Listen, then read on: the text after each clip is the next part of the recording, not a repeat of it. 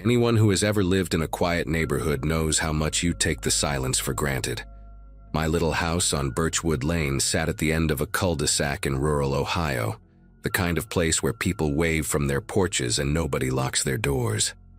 I had moved there right after my divorce was finalized in the spring of 2023, needing somewhere cheap and peaceful to rebuild my life. At 34, with a nursing job at the county hospital and a fresh start ahead of me, I thought I had found exactly what I needed. The house was small, maybe 900 square feet, with peeling yellow paint and a backyard that backed up against a stretch of woods. My only neighbor was a man named Earl Pritchard, who lived about 50 yards to my left in a gray ranch-style home with an American flag hanging limp from his porch. For the first 3 months, we barely exchanged more than a nod. He seemed like a typical retired guy, maybe late 60s, always tinkering with something in his garage or sitting on his porch with a beer. I had no reason to think anything would ever go wrong. The problem started because of his dog, a massive Rottweiler mix named Duke that had to weigh at least 120 pounds. Earl let that animal roam free constantly. No leash, no fence, nothing to stop it from wandering wherever it pleased. The first few times Duke showed up in my yard, I just shooed him away and figured Earl would get the message. But then Duke started getting aggressive, barking and lunging at me when I tried to get to my own car in the morning. One Saturday in late August, I was bringing groceries in from my trunk when Duke came charging across the yard, teeth bared, hackles raised like a wild thing. I barely made it inside before he slammed against my screen door hard enough to dent the frame. That night, I called animal control and filed an official complaint. I remember feeling nervous about it, wondering if I was overreacting. But my hands had red scratches from scrambling to get inside, and my heart was still pounding hours later. I told myself I was just being a responsible neighbor, that Earl would understand once someone explained the rules to him. Looking at it now, I realized that phone call was the moment everything changed. Animal control came out 2 days later, on a Monday morning. I watched from my kitchen window as the officer spoke with Earl on his porch for maybe 10 minutes. Earl kept his arms crossed the whole time, his body rigid, occasionally gesturing toward my house with sharp, angry movements. When the officer left, Earl stood there staring at my window for a long moment before going back inside. I told myself it was fine, that he was just annoyed and would get over it. That night, Duke was finally on a chain in Earl's backyard, and I actually felt relieved, like the whole situation had been resolved with minimal drama. I went to bed early, exhausted from a double shift, and slept better than I had in weeks. The next morning, I woke up around 6 to get ready for work, made my coffee, and stepped out onto my front porch to check the weather like I always did. That was when I saw it. Sitting perfectly centered on top of my wooden fence post, right where my property met the road, was a small cardboard box. It was old and weathered, the kind you might find in someone's garage, and it was open at the top. Even from 20 feet away, I could see the dull brass glint of what was inside. I walked over slowly, my bare feet cold against the dewy grass, and when I got close enough to look inside, my breath caught in my throat. The box was filled with loose ammunition, maybe 40 or 50 rounds of what looked like shotgun shells mixed with smaller caliber bullets, all jumbled together like someone had dumped them from a drawer. There was no note, no explanation, nothing to indicate where it came from or why it was there. But I knew. I stood there in my pajamas, the morning birds singing like nothing was wrong, and I felt this cold knot form in my chest that would not go away for months. I took pictures with my phone, my fingers clumsy and stiff, then brought the box inside and set it on my kitchen counter. Part of me wanted to believe it was some kind of mistake, that maybe a hunter had left it there by accident or some teenagers were playing a prank. But the placement was too deliberate, too precise, right at the entrance to my property where I would absolutely see it first thing. I called in sick to work that day, something I almost never do, and spent the morning sitting at my kitchen table trying to decide what to do. By noon, I had convinced myself I was being paranoid. By evening, I knew I was not. I was watering the small patch of tomatoes I had planted near my back porch, trying to force some normalcy into my day, when I heard Earl's screen door slam shut. I looked up and saw him walking toward the fence line that separated our properties, moving with this slow, deliberate pace that made my stomach tighten. He stopped about 10 feet away from me, close enough that I could see the gray stubble on his jaw and the deep lines around his pale blue eyes. For a moment, neither of us said anything. Then he smiled, but it was the kind of smile that had no warmth in it whatsoever, just a slight pulling back of his lips that showed his yellowed teeth. His voice was calm, almost friendly, when he finally spoke. He said that he hoped I was settling in okay, that it was important for neighbors to look out for each other in a place this remote. Then he tilted his head slightly like he was studying me, and added that accidents happen when people stir up trouble, that it was real easy for things to go wrong when folks stuck their noses where they did not belong. He said it casually, the way you might comment on the weather, and then he just turned around and walked back to his house without waiting for me to respond. I stood there with the garden hose still running, water pooling around my feet, unable to move or think clearly for what felt like several minutes. That night, I barely slept. Every creak of the house, every rustle of wind against the windows made me sit up in bed with my heart hammering against my ribs. Around 2 in the morning, I heard something that pulled me fully awake, a rhythmic banging sound coming from somewhere outside. At first, I thought it might be a shutter or a loose piece of siding, but the rhythm was too steady, too intentional. I crept to my bedroom window and peered through the curtains, and what I saw made me press my hand over my mouth to keep from making a sound. Earl was in his backyard, illuminated by the glow of a work light he had set up on a ladder. He was hammering something onto a tall wooden post, working methodically despite the late hour. I watched him for maybe 20 minutes trying to understand what he was doing, until he finally stepped back, and I saw it clearly. He had installed a massive floodlight on that post, the industrial kind you see at construction sites, and it was angled directly at my house.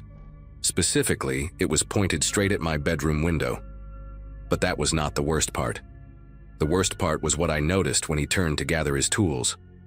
Strapped across his back, black metal gleaming under the work light, was a pump-action shotgun. He was not even trying to hide it. He wanted me to see. The next few days blurred together in a haze of exhaustion and fear. That floodlight came on every single night at exactly 10:30, blazing through my curtains like a second sun, making it impossible to sleep without stuffing towels against the window frame and wearing a sleep mask. I bought blackout curtains from the hardware store in town, but even those could not fully block the intensity of that light. It was like living inside a fishbowl, knowing that at any moment he could be out there watching, that shotgun probably within arm's reach. I called the police on the 3rd day, explained everything from the ammunition, to the threat, to the floodlight situation. A deputy came out, a young guy named Fowler who seemed sympathetic but kept using phrases like civil matter, and no direct threat, and freedom to install lights on his own property. He said he would go talk to Earl, maybe encourage him to be more neighborly, but there was nothing illegal about outdoor lighting or owning firearms. I watched from my window as Deputy Fowler stood on Earl's porch for less than 5 minutes before driving away. That night, Earl added a second floodlight. This one was aimed at my driveway, so bright that it triggered the automatic sensor on my porch light and kept it burning all night long. My electricity bill that month was almost double what it usually was, but that felt like the least of my problems. I started changing my routines, leaving for work earlier and coming home later, parking on the far side of my house where the lights could not reach, entering through my back door like a thief in my own home. My coworkers noticed the dark circles under my eyes, the way I jumped at sudden noises, and I made up excuses about insomnia and stress from the divorce. How do you explain to someone that your neighbor is waging a silent war against you? That you are being terrorized in ways that do not technically break any laws? I thought about selling the house, but I had put every cent of my savings into the down payment, and the market in that area was terrible.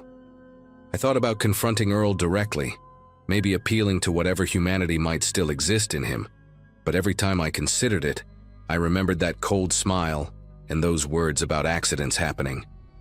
One Thursday evening, I came home from a 12-hour shift to find a dead rabbit on my front steps. Its neck was clearly broken, the body still warm, and it had been placed right in front of my door with its glassy eyes staring up at the sky. There was no way to prove Earl had put it there. There was no way to prove anything. I buried the rabbit in my backyard with shaking hands and cried for the first time since this whole nightmare began. Not just from fear, but from the overwhelming helplessness of being trapped in a situation with no visible way out. 2 weeks passed in that same terrible pattern, the lights blazing every night, Earl appearing on his porch whenever I stepped outside, always with that shotgun cradled in his arms or propped against the railing within easy reach. He never said another word to me after that first warning, never needed to. His presence alone was the message, constant and suffocating, a reminder that he was watching and waiting for something I could not quite name. I installed security cameras, 4 of them covering every angle of my property, and started keeping a detailed log of every incident with dates and times and photographs. My phone was filled with hundreds of pictures of Earl standing on his porch, of the floodlights burning through the darkness, of Duke straining against his chain and barking furiously whenever I appeared. I showed everything to a lawyer in town, a woman named Gloria Ashworth who had been practicing for 30 years, and she told me the honest truth. Without a direct physical threat or actual violence, there was very little the law could do. I could try for a restraining order, but standing on your own porch with a legal firearm was not grounds for one. She suggested I document everything and hope he eventually crossed a line that would give me legal standing. Hope he crossed a line. As if I was supposed to wait for him to actually hurt me before anyone would take this seriously. It was a Saturday night in late September when things finally came to a head. I had gone to bed early, around 9, because the exhaustion had become so overwhelming that I could barely function. The blackout curtains were drawn tight, and I had earplugs in, my only defense against the nightly assault of light and anxiety. I do not know what time it was when the sound cut through my sleep, but I will never forget the way it felt to be ripped awake by the unmistakable crack of a gunshot. It was close, terrifyingly close, somewhere right behind my house near the tree line. I scrambled out of bed and crawled to the window, my whole body trembling as I pulled back the edge of the curtain just enough to see outside. The floodlights were on, painting everything in a harsh white light, and I could see Earl walking slowly back toward his house from the direction of my property line. The shotgun was in his hands, barrel pointed at the ground, and even from that distance I could see the faint wisp of smoke curling from the muzzle. He walked calmly, unhurried, like a man who had just finished a routine chore. When he reached his porch, he turned and looked directly at my window, and even though I knew he probably could not see me through the curtains, I felt completely exposed. He stood there for a long moment, then went inside and shut off the floodlights, plunging everything into darkness. I called 911 with fingers so unsteady I had to dial twice. 2 deputies arrived within 20 minutes, different ones this time, an older man named Sergeant Hartley, and a younger woman whose name I never caught. I told them everything, the whole story from the beginning, my voice cracking as I led them around back with a flashlight to show them where I thought the shot had come from. Sergeant Hartley found it almost immediately, a splintered hole in the wooden door of my garden shed, the edges still fresh and pale against the weathered gray paint. He dug the slug out with a pocket knife while his partner took photographs, and he confirmed it was from a 12-gauge shotgun, same type Earl carried openly every single day. But when they went to talk to Earl, he denied everything. Said he had been inside all night watching television, said he had not fired his weapon in weeks, said maybe someone else had come through the woods and taken a shot at a coyote or a deer. The deputies searched his property with his permission and found nothing incriminating. No spent shell casings, no recently fired weapon that they could test. Earl had clearly cleaned the shotgun and disposed of any evidence before they arrived. Sergeant Hartley told me he believed me, that he could see the pattern of harassment in everything I had documented, but believing and proving were 2 different things.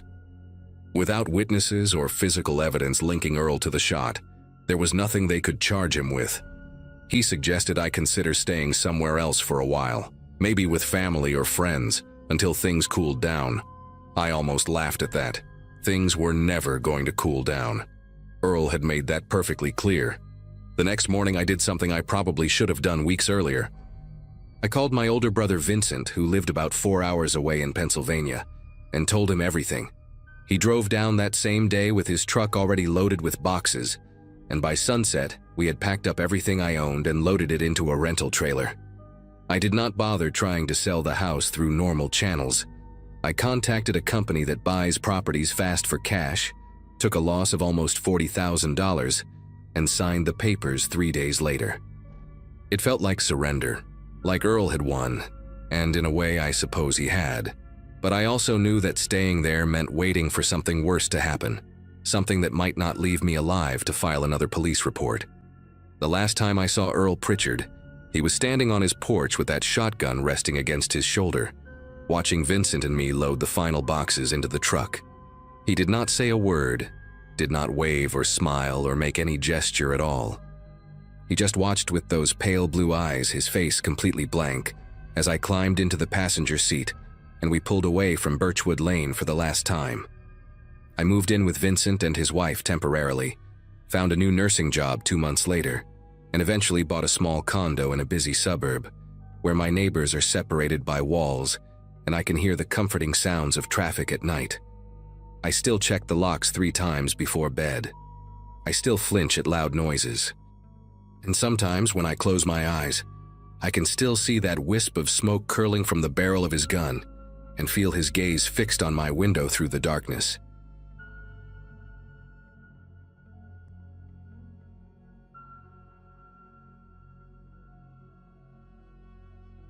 Buying my first house felt like crossing some invisible finish line that everyone kept talking about. Most of my co-workers at the insurance company had already done it, and after 6 years as a claims adjuster in Northern Ohio, I finally had enough saved for a down payment. The place was nothing fancy, a small 2-bedroom on Ridgemont Drive with a detached garage and a yard that needed serious attention. But it was mine. The neighborhood seemed quiet enough when I visited during the day. Older homes, mature trees, the kind of street where people still waved from their porches. I moved in on a Saturday in early March of 2022, and by Sunday afternoon, I had already met the man who would spend the next 8 months trying to destroy my life. His name was Gerald Fitch, and he lived in the pale yellow house directly to my left, separated from my property by a weathered wooden fence that leaned slightly toward my side. The fence became our first battlefield, though I did not know it would be a war. During my initial walkthrough with the realtor, she had mentioned that the fence was technically on the property line. Shared responsibility, she said. Nothing unusual. A few posts had rotted at the base and one section sagged badly enough that you could see straight into Gerald's backyard. My second week in the house, I knocked on his door to introduce myself and discuss splitting the repair cost. Gerald answered wearing a tucked-in polo shirt despite it being a cold Wednesday evening, his gray hair combed back with precision, wire-rimmed glasses sitting low on a nose that looked like it had been broken more than once. He must have been somewhere in his early 60s. He listened to my proposal without blinking, then told me the fence was entirely my problem because it leaned toward my property. When I tried to explain how property lines worked, he simply closed the door in my face. I stood there on his porch for a good 10 seconds, genuinely unsure if that had actually just happened. I decided to fix the fence myself and move on with my life. Paid a contractor $800 to replace the rotted posts and straighten the whole thing out. It looked great when they finished, fresh cedar planks, everything level and solid. I thought that would be the end of it. Instead, it was the beginning. 3 days after the fence was done, I found an envelope in my mailbox with no stamp, no return address. Inside was a handwritten note on yellow legal paper, the penmanship tight and slanted. It accused me of trespassing on Gerald's property during the repair, claimed the new fence was 2 inches over the line, and demanded I remove it immediately or face legal action. I walked outside and stared at the fence, then at his house. His blinds moved slightly and I knew he was watching. That night I heard something that would become painfully familiar over the coming months. A slow, deliberate knocking on my front door at exactly 11:45. When I opened the door, nobody was there. Just the empty porch and the sound of crickets. I checked the sides of the house, walked halfway down the driveway, saw nothing. Went back inside and tried to convince myself it was kids messing around. But the next night, same time, same knock. 3 heavy thuds against the wood, spaced about 2 seconds apart. This time I moved faster, yanked the door open while the sound was still echoing.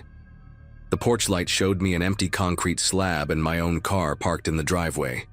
I looked toward Gerald's house and noticed his garage door was slightly open, maybe 6 inches off the ground, though it had been fully closed when I came home from work. I stood there watching it, waiting for movement, my heart beating in my throat. After a full minute of nothing, I went back inside and locked the deadbolt. I did not sleep well that night, or any night that followed for a very long time. The code violations started arriving in April. The first one came from the city, a formal notice claiming my grass had exceeded the maximum allowed height of 8 inches. I had mowed 2 days earlier. The lawn was maybe 4 inches at most. I called the code enforcement office and spoke to a woman named Ruth who sounded exhausted before I even explained my situation. She told me complaints were filed anonymously, that they were obligated to investigate each one, and that I should just make sure I was in compliance. A week later, another notice, this time about my trash cans being visible from the street on a non-collection day. I had left them by the garage for maybe 3 hours after bringing in groceries. The fines were small, $25 here, $40 there, but they accumulated. By the end of May, I had received 9 separate complaints. My car was parked too close to the curb. My porch light was too bright. A broken window screen was an eyesore. I replaced the screen the same day I got that notice, and the following morning I found a dead crow on my welcome mat, its neck bent at a horrible angle. I started keeping a journal of everything, dates, times, details of each incident. My buddy Vince from work told me I needed documentation if this ever went to court, and he was right. June brought a new kind of harassment. I would come home from work to find small things moved around my property. Nothing stolen, just rearranged. The garden hose coiled in the opposite direction. My garbage can switched positions. A potted plant I kept on the porch steps relocated to the other side. Each thing was minor on its own, almost unnoticeable, but the pattern was unmistakable. Someone was entering my property while I was gone, touching my belongings, letting me know they had been there. I mentioned it to the neighbor on my right, a retired schoolteacher named Dolores, who had lived on Ridgemont Drive for 30 years. She listened carefully, then lowered her voice and told me that Gerald had done the same thing to the previous owners. They lasted 14 months before selling the house at a loss and leaving the state. I installed cameras the first week of July. 4 of them, one covering the front porch, one aimed at the driveway, one watching the backyard, and one pointed directly at the fence line between my property and Gerald's. The system cost me nearly $600, but I figured it was worth every penny if it meant catching him in the act. For the first few days, nothing happened. No knocking, no moved objects, no dead animals. I started to wonder if the cameras alone had been enough to scare him off. Then I woke up on a Friday morning to find all 4 feeds showing static. I went outside in my bathrobe, coffee still in hand, and discovered that someone had cut the wiring on every single camera. Clean cuts, precise, clearly done with wire cutters or a sharp blade. The cables ran along the exterior walls of my house, tucked against the siding, and whoever did this had taken their time. They had climbed onto my roof to reach the backyard camera. I called the police and filed a report. The officer who showed up was polite but uninterested. He wrote down what I told him, glanced at Gerald's house once, then explained that without footage of the actual vandalism, there was nothing they could do. That same weekend, I found the first nail behind my tire. It was a 3-inch framing nail, the kind you buy in bulk at hardware stores, positioned perfectly behind my rear driver's side wheel. If I had backed out without looking, it would have punctured the tire within seconds. I photographed it, added it to my journal, and started checking my car every morning before work. Over the next 3 weeks, I found 7 more nails in various spots around my vehicle. Behind tires, under the car, once balanced on top of my windshield wiper like a message. I bought a cheap dash cam that recorded to an internal memory card, hoping to catch something, but the angle only covered what was directly in front of the car. Meanwhile, the nighttime knocking returned. Always between 11:30 and midnight, always 3 slow thuds, always nobody there when I opened the door. I started sleeping with a baseball bat next to my bed. My appetite disappeared. I lost 12 pounds in 6 weeks and had to punch a new hole in my belt just to keep my pants up. The message appeared on a Monday in late August. I had taken the day off work to deal with some paperwork and spent most of the morning inside with the blinds closed, trying to ignore the fact that I could feel Gerald watching my house from his windows. Around 2 in the afternoon, I went out to check the mail and decided to walk along the fence line to see if there was any new damage. That was when I saw it. Carved into the wood on my side of the fence, directly facing my bedroom window, were 4 words that stopped me cold: "Move or bleed."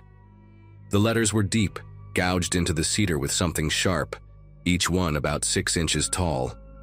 The wood shavings were still fresh on the ground, pale and curled like tiny bones. He had done this recently, probably while I was inside, maybe even while I was eating lunch 10 feet away. I took pictures from every angle, my hands trembling so badly that half the shots came out blurred. Then I called the police again and waited 45 minutes for a cruiser to show up. The officer this time was different from the first one. Younger, with a shaved head and a bored expression that never changed no matter what I showed him. He looked at the carving, took a few notes, and asked if I had any proof that my neighbor had done it. I explained the history, the complaints, the cameras, the nails, all of it. He nodded slowly and said this sounded like a civil dispute, that I should consider talking to a lawyer about a restraining order. When I pointed out that the message was clearly a threat, he shrugged and said it could be interpreted different ways. Maybe it was a warning about something else entirely. Maybe someone was playing a prank.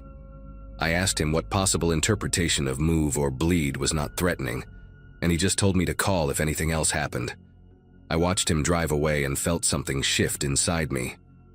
The police were not going to help. The city did not care. I was completely alone in this, and Gerald knew it. That night, I saw him standing in his backyard for the first time since this all began. He was perfectly still, facing my house, holding what looked like a long metal pipe in his right hand. We stared at each other across the fence for what must have been 5 minutes.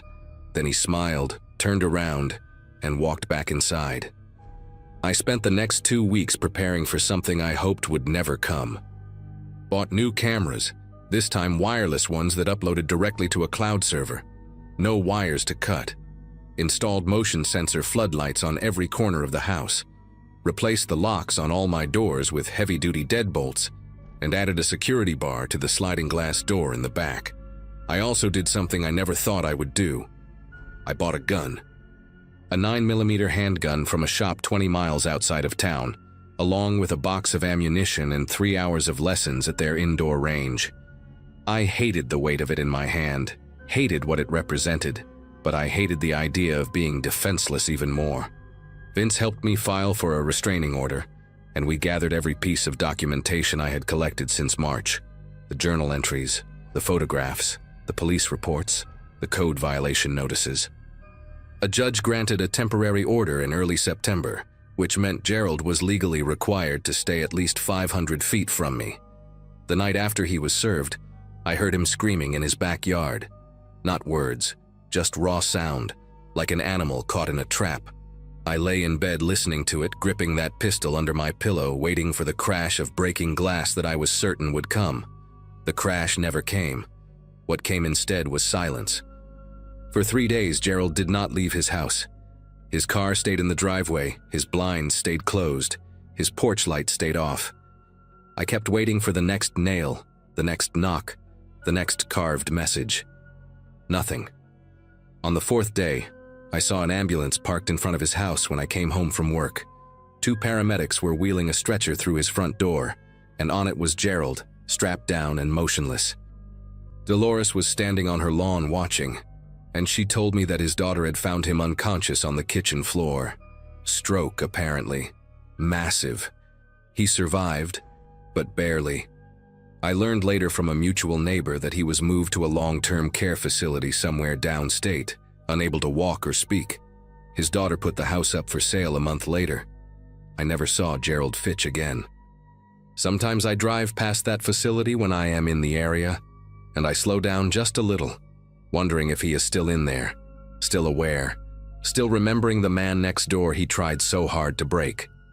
The new neighbors are a young couple with a toddler. They wave when they see me. I wave back, but I have never taken down the cameras, and I still check behind my tires every single morning before I leave for work. Some habits, once learned, are impossible to forget.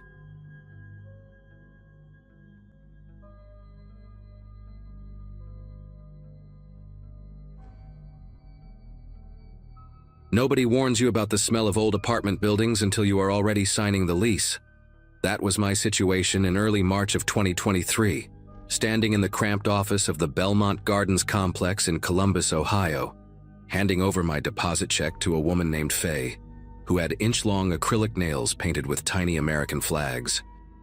I had just turned 26 the week before, celebrating alone with a cupcake from the grocery store, because everyone I knew still lived back in Michigan, and I had taken this accounting job specifically to get away from my ex-fiancé and his new girlfriend.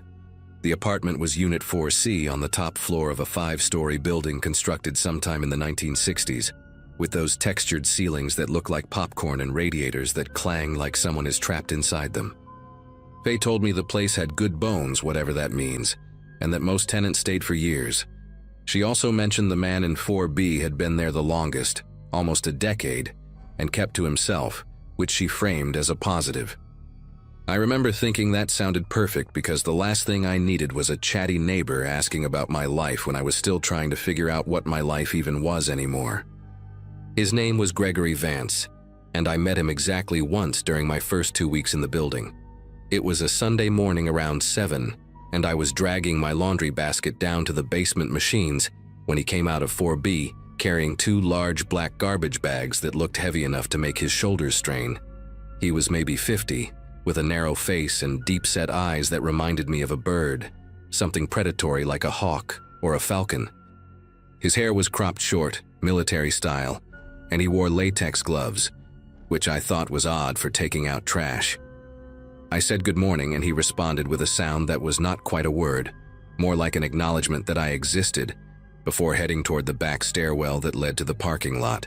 What stuck with me was not his unfriendliness, plenty of people are not morning people, but the smell that followed him down the hallway. It was sharp and chemical, like industrial cleaning solution, but underneath it was something else, something rotten that the chemicals were trying to mask. I told myself he probably had a cat that had an accident, or maybe he was cleaning out old food from his fridge. Normal explanations for abnormal smells. The kind of logic you use when you do not want to think too hard about your neighbors. The smell became a constant presence over the following weeks, drifting through the heating vent that connected our 2 units. My bedroom shared a wall with what I assumed was his living room, and the vent sat low near the baseboard, a rectangular metal grate that had been painted over so many times the screws were practically sealed shut. Some nights the odor was barely noticeable, just a faint whiff of bleach when the heat kicked on. Other nights it was so strong I had to sleep with my window cracked open, even when the temperature dropped into the 30s. I bought 3 different air fresheners, lavender, vanilla, something called Ocean Breeze that smelled nothing like any ocean I had ever visited, and lined them up on my dresser like soldiers defending against an invisible enemy. My coworker Jill suggested I complain to management, but I kept putting it off because I did not want to be that neighbor, the one who causes problems before she has even been there a full month. Besides, Faye had made it clear during the lease signing that Gregory Vance was a model tenant who always paid on time and never caused issues. I figured whatever was happening in his apartment was his business, not mine. What I could not ignore was the noise. It started around the 3rd week of March, always between 3 and 4 in the morning. A heavy dragging sound that came through the wall like someone was pulling furniture across the floor. The first time it woke me, I lay there in the dark with my heart pounding, trying to convince myself it was just the building settling, or maybe pipes expanding in the walls. But pipes do not drag. Pipes do not stop and stop again like something heavy is being repositioned. I would hear it for maybe 10 or 15 minutes, then silence, then the sound of his front door opening and closing. From my bedroom window I could see the parking lot below, and I started watching for him on those nights. This pale figure in dark clothes loading those same black garbage bags into the trunk of a beige sedan that looked like it had not been washed in years. He always drove away before dawn and came back empty-handed around 7, just as the early risers in the building were leaving for work. I told myself he was probably a night shift janitor, or maybe worked at a meat processing plant, something that would explain both the hours and the smell. I was very good at telling myself things back then, constructing explanations that let me go back to sleep. April came with warmer weather, and a building-wide notice taped to everyone's door announcing a plumbing inspection scheduled for the 15th. Apparently, there had been complaints about slow drains and low water pressure on the upper floors, and management was sending someone to check all the units. I remember feeling relieved because it meant someone official would be entering Gregory's apartment, someone who might notice if anything was wrong in there. The inspection was set for a Saturday, and I made sure to be home, finding excuses to linger in my kitchen with the door cracked open so I could hear what was happening in the hallway. The maintenance worker was a young guy named Danny, who looked barely out of high school, with a patchy beard and a toolbox that seemed too heavy for his skinny arms. He started on the first floor and worked his way up, knocking on doors and spending maybe 15 minutes in each unit. When he got to the 4th floor around 2 in the afternoon, I watched through my peephole as he knocked on 4B. Gregory answered after a long pause, and I could only see a sliver of his face through the gap, but something about his posture looked tense, coiled, like an animal that does not want to let a stranger into its territory. Danny was inside 4B for almost 40 minutes, way longer than any other unit. I pretended to wash dishes, then pretended to organize my pantry, all while straining to hear anything through the wall. There were muffled voices, the clang of pipes being tested, and then silence for a stretch that felt endless. When Danny finally emerged, his face had changed. The casual boredom he had carried from unit to unit was gone, replaced by something tight around his eyes and mouth, like he was working hard to keep his expression neutral.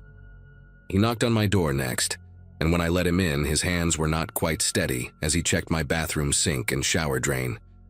I asked him if everything was okay, trying to sound casual, and he gave me this look that I still think about sometimes. A look that said he wanted to tell me something but could not find the words, or maybe did not have the authority. What he actually said was that the building had some older pipes that needed attention, nothing urgent. But as he was packing up his tools, he muttered something under his breath that I almost missed.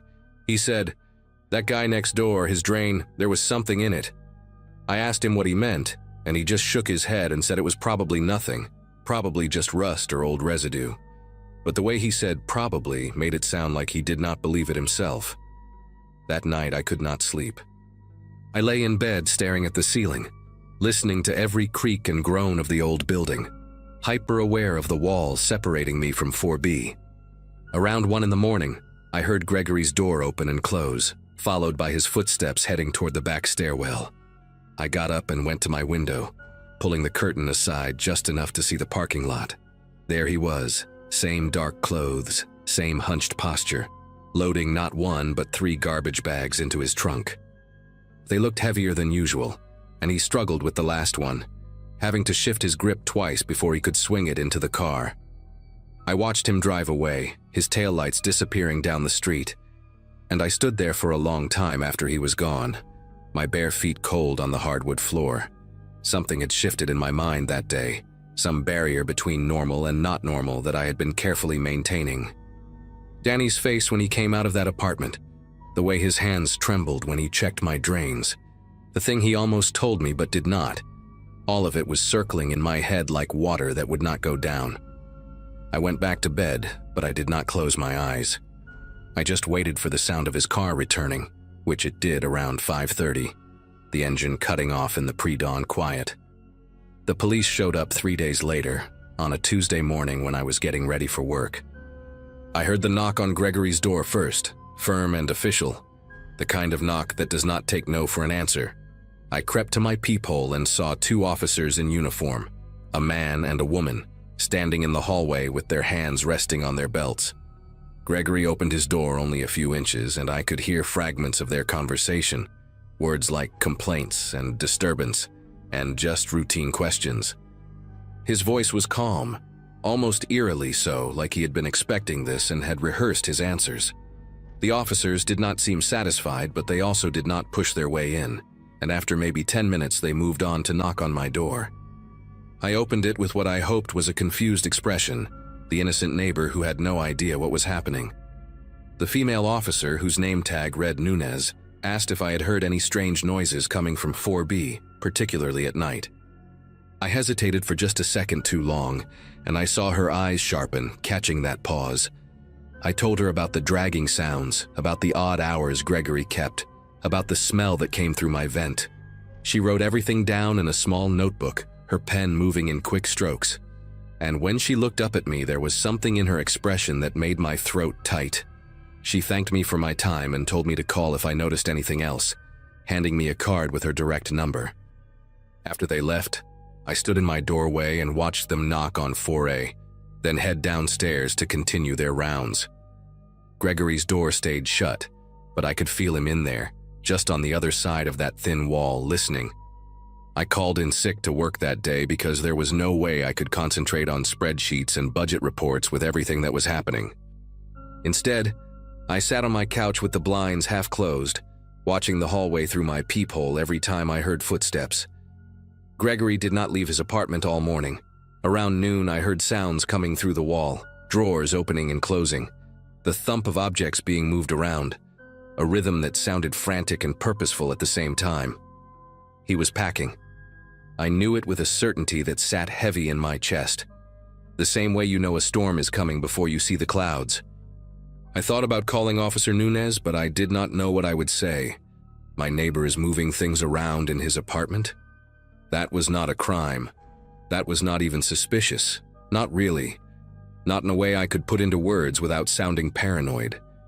So I just waited, my phone in my hand with her number pulled up on the screen, my thumb hovering over the call button like it was a trigger I was not ready to pull. The sounds continued for hours, and somewhere around 3 in the afternoon, I heard the unmistakable noise of a suitcase with wheels being rolled across a hardwood floor. He left at 4:17. I know the exact time because I was watching the clock on my microwave when I heard his door open. I rushed to my peephole and saw him standing in the hallway with a single black rolling suitcase and a duffel bag slung over his shoulder. He was wearing a baseball cap pulled low over his forehead, something I had never seen him wear before, like he was trying to hide his face. What made me hold my breath was the way he looked at my door before he turned toward the stairwell. A long, deliberate stare that seemed to last forever, even though it was probably only a few seconds. It was like he knew I was watching. Then he was gone, his footsteps echoing down the stairs, and a minute later I heard a car engine start in the parking lot.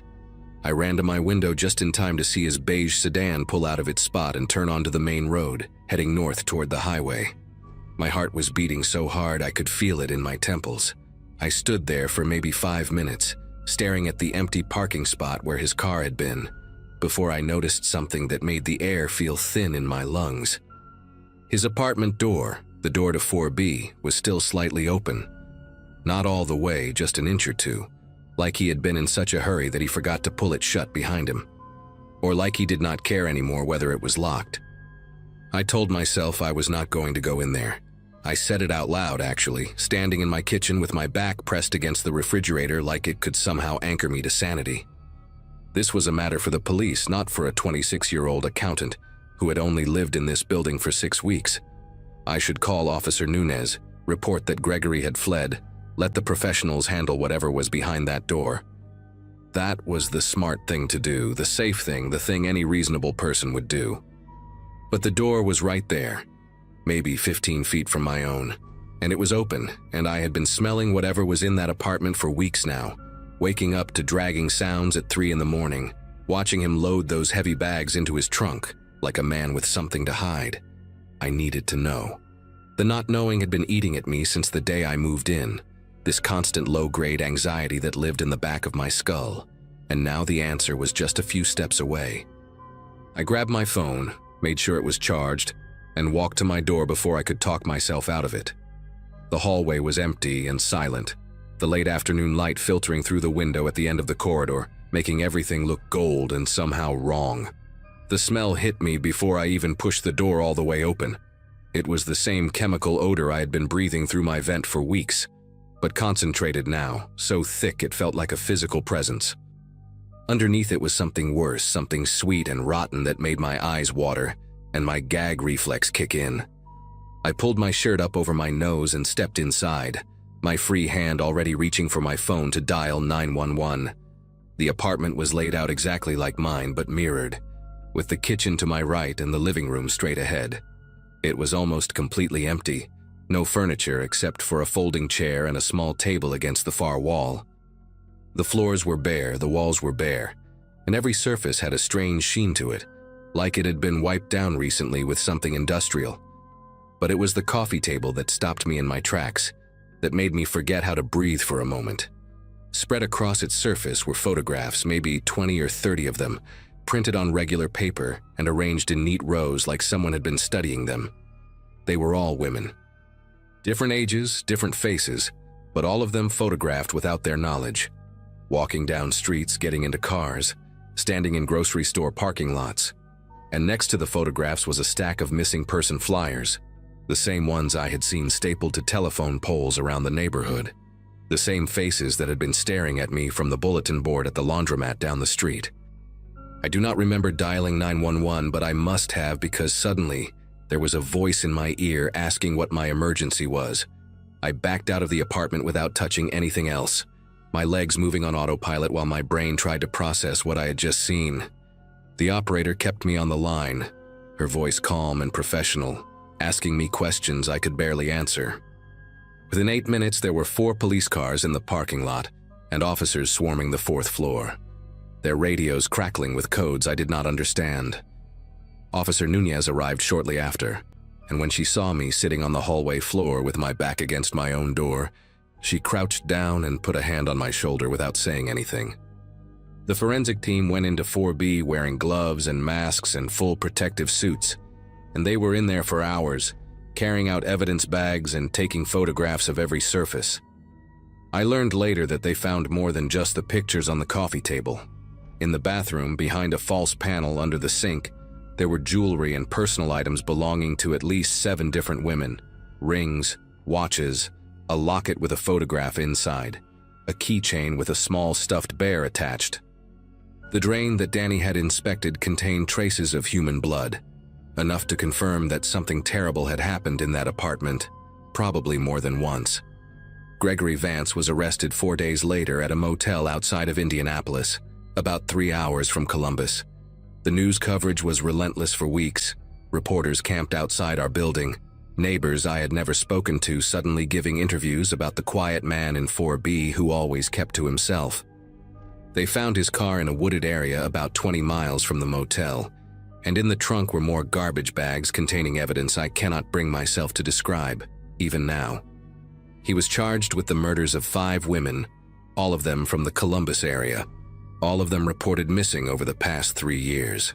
The trial is still pending as I write this, and I have been told I will likely be called as a witness.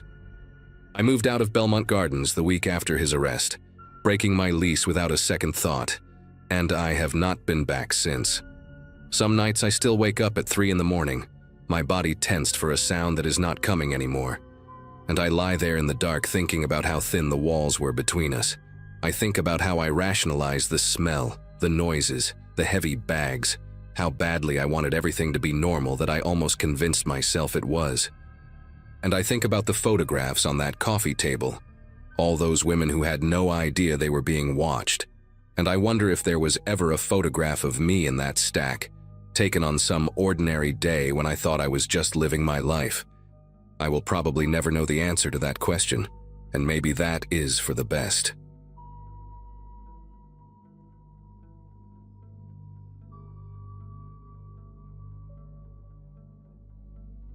My girlfriend and I had been splitting rent for almost 5 years when she decided Portland was too rainy and too boring, and that some guy she met at a yoga retreat was neither of those things.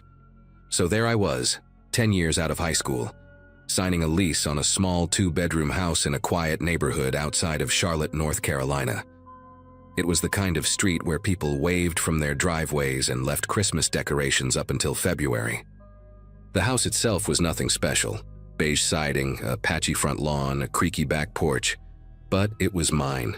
I remember pulling into the driveway that first Saturday morning in March of 2023, my Subaru packed with everything I owned, feeling that strange mix of freedom and loneliness that comes with starting over.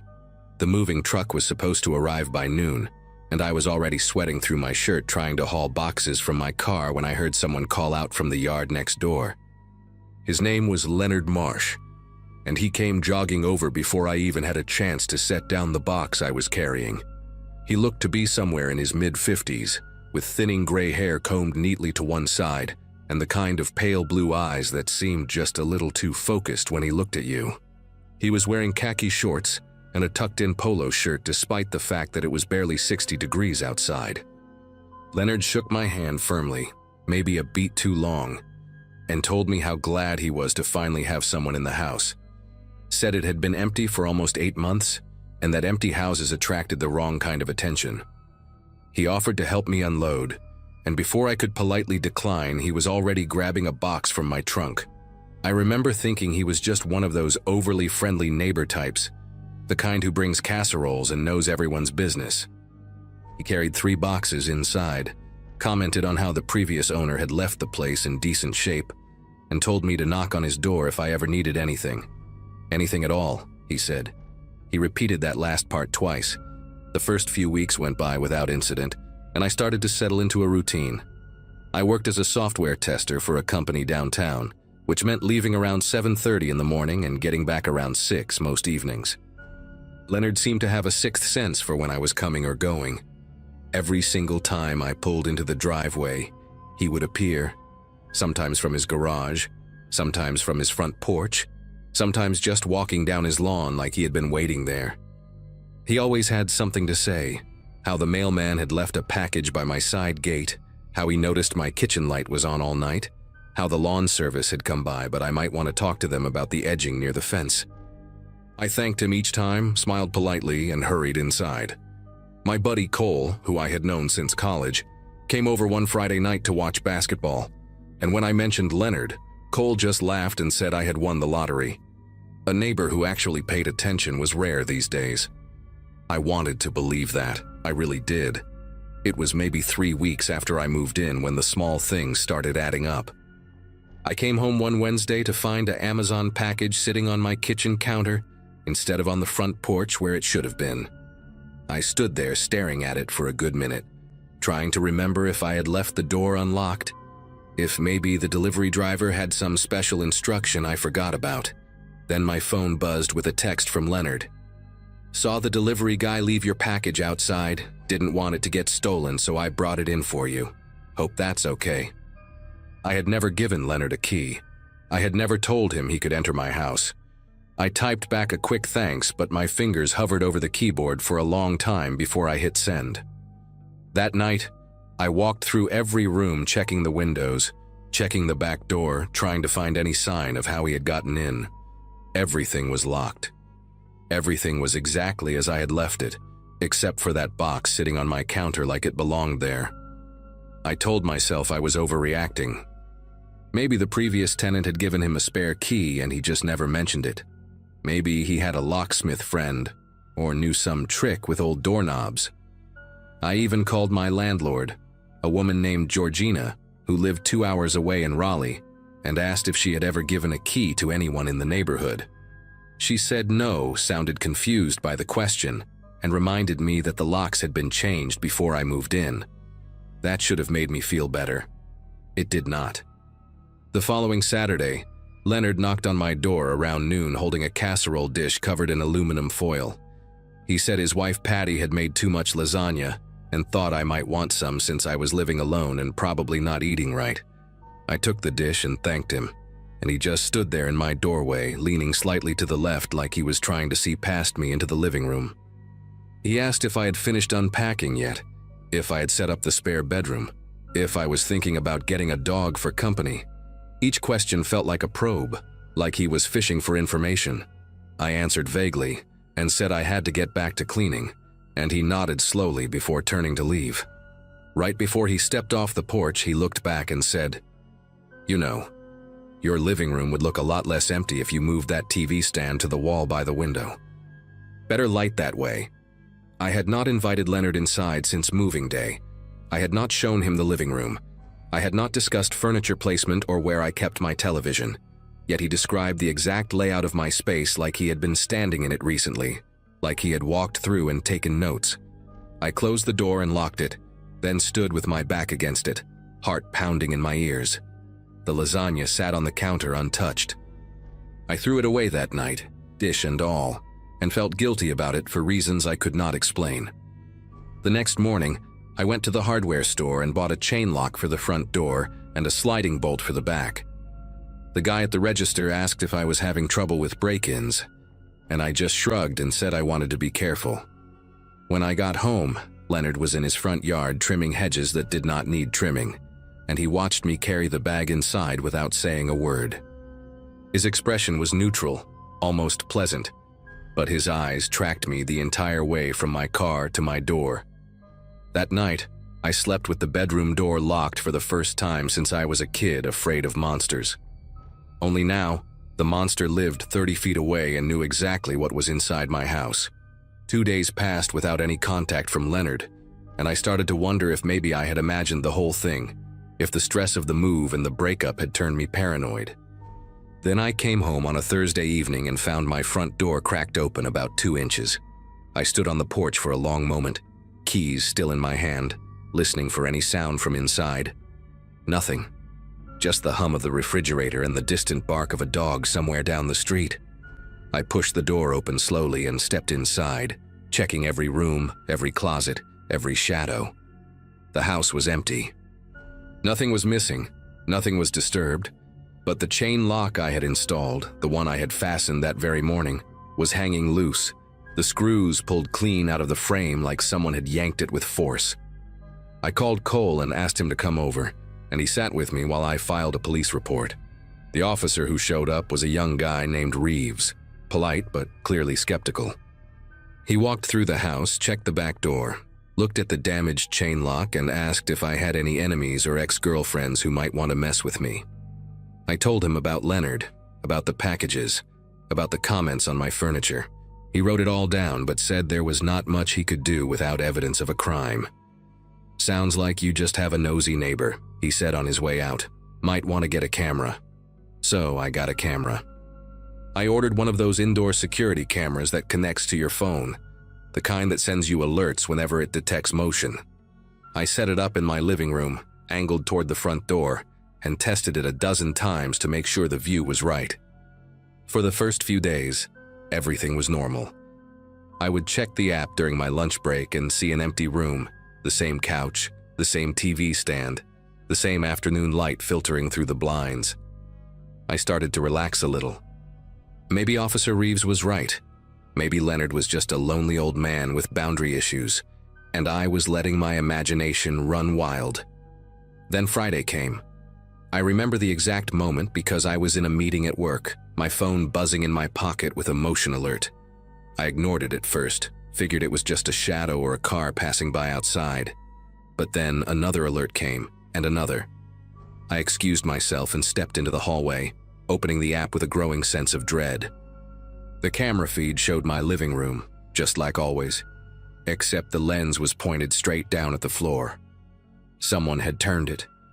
Someone had been inside my house, seen the camera, and deliberately angled it away so it would not record them. The timestamp said 2:47 in the afternoon, right in the middle of the workday, right when Leonard knew I would be gone. I left work early that day, telling my manager I had a family emergency.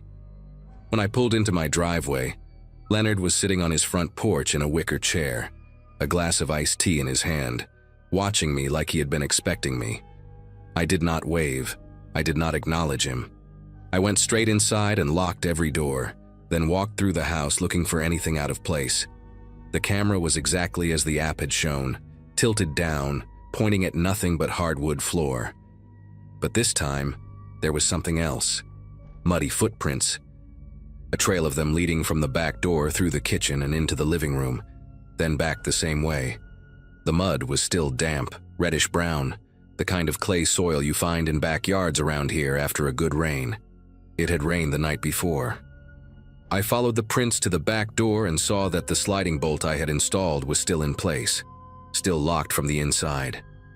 But the window next to it, the small one above the sink that I never thought to secure, was open about 4 inches, just wide enough for someone to reach through and unlock the door from inside.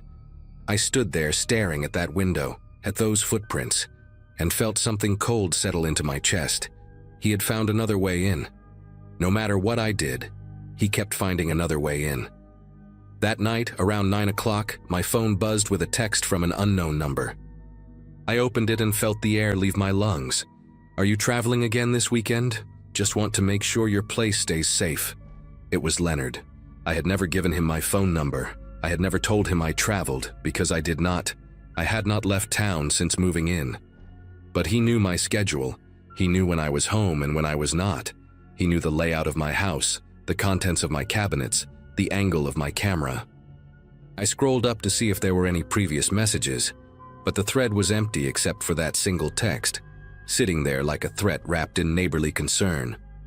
I did not respond.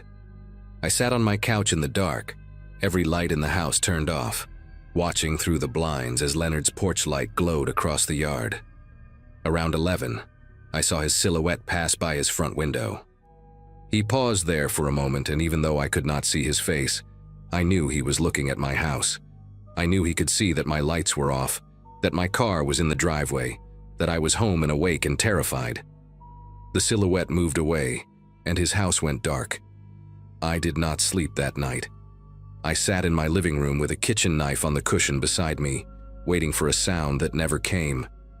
The next morning, I made a decision. I was not going to wait for something worse to happen. I called Georgina and told her I needed to break the lease, that there was a situation with a neighbor that made me feel unsafe. She was understanding, said she had dealt with difficult tenant situations before, and agreed to let me out without penalty, as long as I gave her 2 weeks to find a replacement. Then I called Cole and asked if I could crash on his couch until I found a new place. He said yes without hesitation, and by noon I was packing everything I owned into boxes for the second time in 2 months. I worked fast, throwing clothes into garbage bags, wrapping dishes in newspaper, dismantling furniture I had only just assembled. Every few minutes I glanced out the window, expecting to see Leonard watching from his yard, but his house was quiet. His car was gone from the driveway.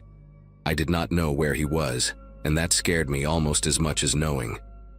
By 4 o'clock, my Subaru was loaded to the roof and a rental trailer was hitched to the back. I did one last walkthrough of the empty house, checking every room, every closet, every window. The place looked exactly as it had when I first arrived. Bare walls, dusty floors, afternoon light slanting through the blinds. I locked the front door, slid the key through the mail slot, and turned to leave. Leonard was standing at the edge of my driveway. I do not know how long he had been there.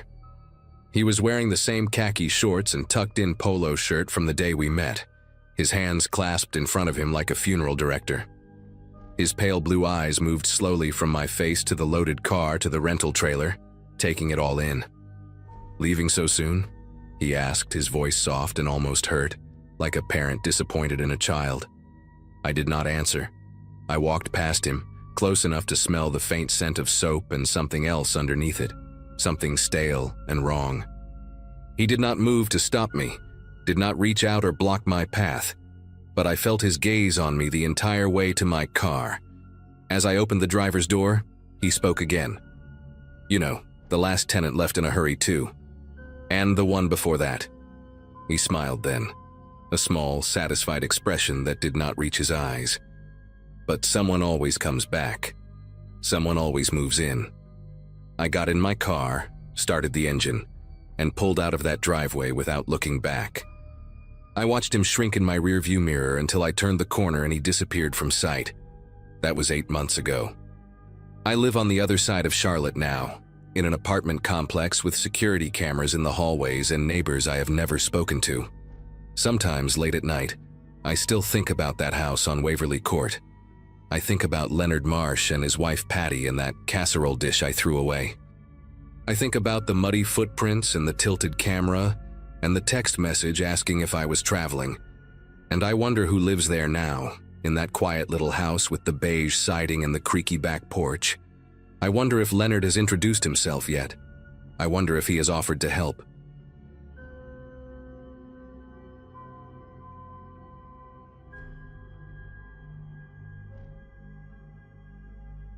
Chester was the kind of dog who made strangers smile on the sidewalk.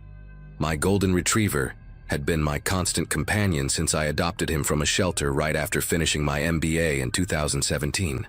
7 years of morning runs, lazy Sundays, and that ridiculous way he would press his nose against the window whenever I pulled into the driveway. I had moved to a quiet neighborhood in Northern Virginia about 2 years prior, a modest house on Fernwood Circle, with a decent-sized backyard and a wooden fence that gave Chester plenty of room to explore. Life was predictable in the best way. My job as a financial analyst kept me busy during the week, Chester kept me sane, and the neighbors mostly kept to themselves. That all changed on a Wednesday morning in early September 2024, when I let Chester out for his usual backyard routine and watched him sprint toward his favorite corner near the fence like he always did. I was standing at the kitchen counter, pouring my second cup of coffee, when I heard a sound I had never heard before. It was somewhere between a whimper and a gag, this awful wet noise that made me abandon my mug mid-pour and rush to the back door. Chester was near the fence line, his whole body convulsing, foam gathering at the corners of his mouth.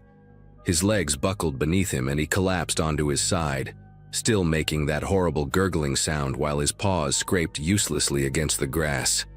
I remember screaming his name as I ran across the yard, my bare feet slipping on the morning dew. When I reached him, his eyes were rolling back, showing too much white, and his breathing came in these rapid, shallow bursts that seemed to shake his entire frame. I scooped all 70 pounds of him into my arms without thinking, carried him through the house leaving a trail of saliva and grass, and somehow got him into my car. The emergency vet clinic was 12 minutes away. I made it in 7. The waiting room at Brookside Animal Emergency was a blur of fluorescent lights and antiseptic smell. A technician took Chester from my arms the moment I stumbled through the doors, and I stood there in the lobby with grass stains on my pajama pants and my hands still trembling from gripping the steering wheel so hard. They rushed him to the back, and I just kept staring at the swinging doors, trying to understand what had just happened. Chester had been perfectly fine the night before. We had played fetch in the backyard until the sun went down, and he had eaten his dinner with his usual enthusiasm. A vet named Dr. Holloway came out after what felt like hours, but was probably 40 minutes. Her expression careful and controlled. She told me Chester was stable but critical. They had induced vomiting and started him on activated charcoal, but they needed to run more tests. Then she asked me a question that stopped me cold. Had Chester been exposed to any rat poison recently? I told her no, absolutely not. I had never used rat poison in my life. I did not even have a rodent problem. Dr. Holloway nodded slowly, then explained that the preliminary blood work showed signs of anticoagulant toxicity, the kind caused by rodenticides. But here was the strange part, she said. The absorption pattern suggested Chester had not ingested the poison by eating it directly. The concentration was too even, too widespread across his system.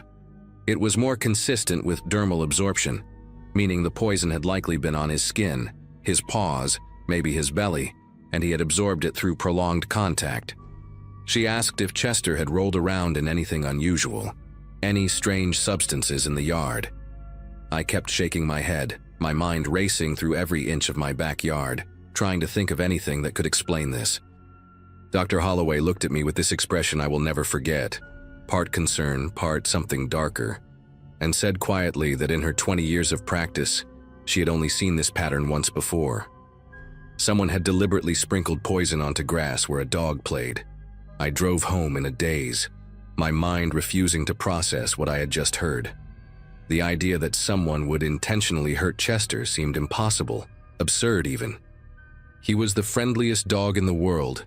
He had never bitten anyone, never jumped on strangers, never caused any problems.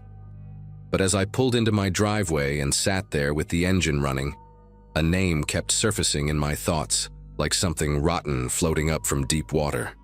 Howard Lacey, my neighbor to the east, the one whose property shared that long wooden fence with my backyard. Howard had moved in about 8 months after I did, a man in his late 50s with a permanent scowl and a habit of watching everything that happened on the street from his front porch. From the very first week, he had made it clear that he did not like Chester. He complained about barking that did not exist, Chester barely made a sound unless someone rang the doorbell. He complained about the smell, about dog hair supposedly blowing into his yard, about property values being affected by that animal. I got out of the car and walked around to my backyard, my eyes scanning every inch of grass near the fence line. The morning sun was fully up now and the dew had mostly dried, but I got down on my hands and knees anyway, searching for anything unusual. And then I found them. Small blue pellets, maybe a dozen of them, scattered in a rough line about 2 feet from the base of the fence on my side. They were partially dissolved, some of them just blue smears in the dirt, but a few were still intact enough to see their shape, little compressed cylinders that looked exactly like the rat poison you see at hardware stores. My chest tightened as I stared at them, calculating the distance from the fence to where Chester liked to lie down in the shade every morning. This was his spot. Whoever did this knew exactly where to put it. I pulled out my phone and took pictures of everything, the pellets, the fence, the exact location, before carefully collecting what remained into a plastic bag. Then I stood up, looked at Howard Lacey's house rising just beyond the fence, and felt something cold settle into my gut. My first instinct was to march over there and confront him right then, but something held me back. I had no proof it was Howard, just a gut feeling and a history of petty complaints. If I accused him without evidence, he could deny everything, maybe even twist it around and make me look like the unstable neighbor harassing an innocent man. So I forced myself to think strategically, even though every fiber of my being wanted to put my fist through his front door. I called the non-emergency police line and explained the situation as calmly as I could. The officer on the phone was sympathetic but clear. Without direct evidence linking a specific person to the poisoning, there was not much they could do. He suggested I file a report for documentation purposes, which I did, and he mentioned that I might want to consider installing security cameras. That last suggestion stuck with me. By noon that same day, I had ordered a weatherproof camera from an electronics store with same-day delivery. I spent the afternoon mounting it under the eave of my back porch, angled to capture a wide view of the backyard, and most importantly, that stretch of fence bordering Howard's property. That night, I barely slept. The vet clinic had called around 8 to say Chester was showing improvement. His blood was responding to the vitamin K treatment, and his vitals were stabilizing. I should have felt relieved, and part of me did, but a larger part was consumed by this simmering rage that kept me staring at the ceiling until 3 in the morning. I kept replaying every interaction I had ever had with Howard Lacey. The way he would glare at Chester through the fence slats whenever we were outside. The time he had left a passive-aggressive note in my mailbox about controlling your animal, after Chester had barked once, literally once, at a squirrel. The anonymous complaint to the HOA about alleged noise violations that went nowhere because there was no noise to begin with. Each memory felt different now, recontextualized by what had happened. These were not the actions of a grumpy neighbor who valued his peace and quiet. This was a pattern, a slow escalation that had been building towards something, and I had been too naive to see it coming. When my alarm went off at 5:30, I was already awake, already watching the camera feed on my phone, waiting to see if Howard would make another move. The sun had not even cleared the tree line when I saw him. At exactly 6:14 in the morning, according to the timestamp on the footage, Howard Lacey appeared at the fence. He was wearing a gray bathrobe and slippers, and he moved with this casual confidence that made my blood pressure spike just watching him. He looked around first, a slow, deliberate scan of the surroundings, and then he reached into the pocket of his robe and pulled out a small plastic bottle, the kind you might use for travel-size shampoo. I watched in real time, my phone screen inches from my face as he leaned over the fence, extended his arm into my yard, and shook that bottle in a back-and-forth motion. Blue powder drifted down onto my grass like some kind of toxic snowfall. The whole thing took maybe 15 seconds. Then he pocketed the bottle, adjusted his robe, and walked back toward his house like he had just finished watering his plants. I sat there in my bed, the phone trembling in my grip, watching him disappear around the corner of his house. I had him. After everything he had put Chester through, I finally had proof of exactly what this man was capable of doing. I saved the footage to 3 different places: my phone, my laptop, and a cloud drive, before I did anything else. Then I called the police, the real number this time, not the non-emergency line. I explained what I had captured on camera and asked them to send an officer immediately. A patrol car arrived within 20 minutes, and I showed the deputy the video on my laptop screen. His name was Deputy Ramos, a stocky guy in his 40s with a no-nonsense demeanor, and I watched his expression shift from professional neutrality to genuine disgust as the footage played. He asked me to send him a copy, which I did right there on the spot, and then he asked if I wanted to accompany him next door to confront the individual in question. Part of me wanted to say yes, wanted to see Howard's face when he realized he had been caught, but a cooler part of my brain told me to stay back and let the law handle it. So I watched from my front window as Deputy Ramos walked up Howard's driveway, knocked on the door, and waited. Howard answered in that same gray bathrobe, and even from a distance I could see his posture change the moment he spotted the patrol car parked at the curb. Deputy Ramos spoke with Howard for about 10 minutes on his front porch. I could not hear what was being said, but I could read body language well enough. Howard started out with his arms crossed, shaking his head, the picture of indignant denial. Then Ramos must have mentioned the video, because Howard's whole demeanor shifted. His shoulders dropped, his hands fell to his sides, and he took a half-step backward like he had been physically pushed. A few more exchanges, and then Ramos was pulling out handcuffs. I watched Howard Lacey get arrested right there on his own front porch, still wearing that gray bathrobe, still in his slippers. A second patrol car arrived, and they put him in the back seat while a female officer walked around to knock on my door. She introduced herself as Officer Tate and asked if I could come down to the station later that day to give a formal statement. I agreed immediately. Before she left, she told me something that stuck with me. When they searched Howard's garage, they found 3 more bottles of the same rodenticide, along with a handwritten list of neighborhood nuisances that included my address, Chester's name, and a detailed log of every time my dog had supposedly barked over the past 6 months. The dates were meticulous. The times were precise down to the minute. None of it was real. I picked Chester up from the vet clinic that afternoon. He was weak and tired, his golden fur dull and matted in places, but his tail still wagged when he saw me walk through the door. Dr. Holloway said he would need weeks of vitamin K supplements and regular blood tests to make sure his clotting factors returned to normal, but she expected a full recovery. I carried him to the car again, this time gently, and drove home with him curled up on a blanket in the back seat. When we pulled into the driveway, I just sat there for a moment looking at my house, looking at the fence that separated my yard from Howard's empty property. He had been charged with felony animal cruelty and criminal poisoning, and according to Officer Tate, he was looking at serious prison time given the premeditated nature of what he had done. His house went up for sale 2 months later. I never found out what happened to him after the trial. I made a conscious decision not to follow that story any further. What I do know is that Chester healed, slowly but completely. I installed 2 more cameras around the property and replaced that old wooden fence with a 6-foot privacy barrier that nobody could lean over.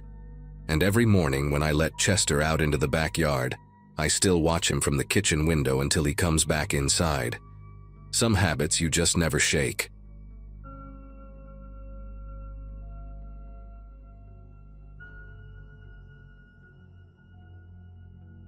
My family had been renting apartments for as long as I could remember, so when my parents finally saved enough for a down payment on an actual house, it felt like we had won some kind of lottery. I was 17 that summer, about to start my senior year, and the idea of having a backyard with a pool seemed almost unreal. We moved into a quiet neighborhood in a suburb outside of Denver, the kind of place where people waved at each other from their driveways and left their garage doors open during the day. The house was a split level with beige siding and a wooden deck that wrapped around to the back, overlooking a decent-sized yard, with an above-ground pool the previous owners had left behind. My younger brother Caleb, who was 13 at the time, immediately claimed the basement bedroom, while I got the room upstairs with a window facing the backyard. Everything about those first few days felt perfect, like we had finally landed somewhere we could call home for good.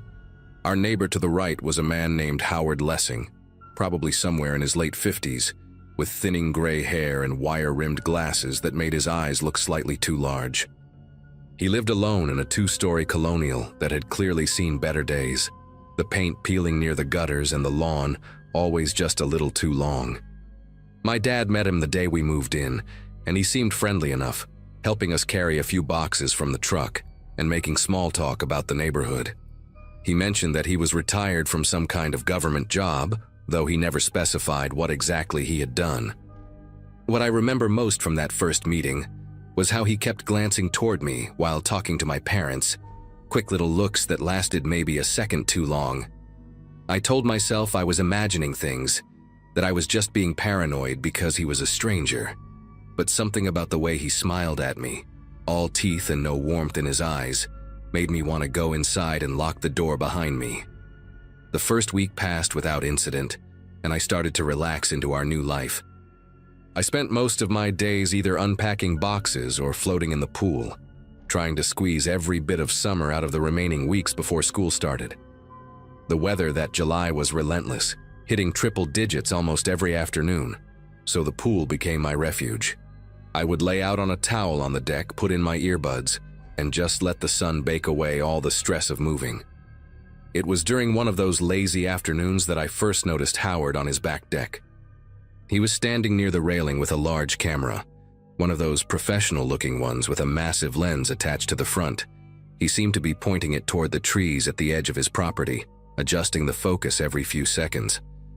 I figured he was one of those bird-watching types, maybe photographing cardinals or whatever else lived in suburban Colorado. I waved at him out of politeness, and he lowered the camera just long enough to wave back before returning to whatever he was shooting. Over the next several days, I started to notice a pattern. Every single time I went outside to swim or sunbathe, Howard would appear on his deck within 10 or 15 minutes, always with that same camera. At first, I thought it was just coincidence, that maybe he spent most of his day out there anyway, and I had never paid attention before. But then I started testing it. One afternoon, I went outside, stayed for 5 minutes, then went back in. I watched from my bedroom window, and sure enough, Howard came out onto his deck about 8 minutes after I had gone inside. He stood there for a moment, scanning the yard, then went back in when he saw I was not there. I tried it again the next day, same result. My heart started beating faster every time I saw that sliding glass door open, every time I heard the distant click, click, click of his camera shutter. I wanted to believe he was just a lonely old man with a hobby, but the timing was too perfect, too deliberate to be anything innocent. I brought it up to my mom one evening while she was cooking dinner, trying to keep my voice casual so she would not think I was overreacting. I told her about Howard and his camera, about how he always seemed to show up right when I went outside. She listened while stirring a pot of spaghetti sauce, her brow furrowing slightly as I explained. When I finished, she sighed and told me that he was probably just bored and lonely, that retired men often pick up hobbies like photography to fill their time. She reminded me that we were new to the neighborhood and should not start making accusations without proof. My dad, who was sitting at the kitchen table reading something on his phone, agreed with her. He said Howard seemed like a nice enough guy and that I was probably just not used to having neighbors so close. I wanted to argue, wanted to tell them that they did not see what I saw, but I knew they would not believe me without something concrete. So I dropped it, feeling more alone in my unease than I had before I even mentioned it. That Saturday, my dad decided to install a motion-activated security camera on our back deck. It was not because of Howard. He said it was just a smart thing to do for any new homeowner, especially with the sliding glass doors leading to the backyard. He set up the system so that any motion in the yard would send an alert to an app on his phone, along with a short video clip. I remember feeling a small wave of relief when he finished mounting it, thinking that, at least now, there would be some record if anything strange happened. The first few days of alerts were boring, just clips of squirrels running across the grass or birds landing on the edge of the pool. But then, on the 4th night after the camera was installed, my dad called me into the living room with a strange look on his face. He handed me his phone and told me to watch the video that had come in around 2 in the afternoon, when I had been out by the pool. The clip was only 15 seconds long, but what it showed made my throat tighten.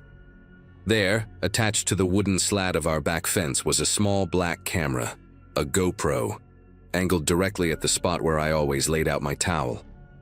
My dad went outside immediately to check, and I followed close behind him, my legs feeling weak beneath me. We walked to the fence together, and there it was, a matte black GoPro Hero mounted with a small clamp to one of the horizontal slats.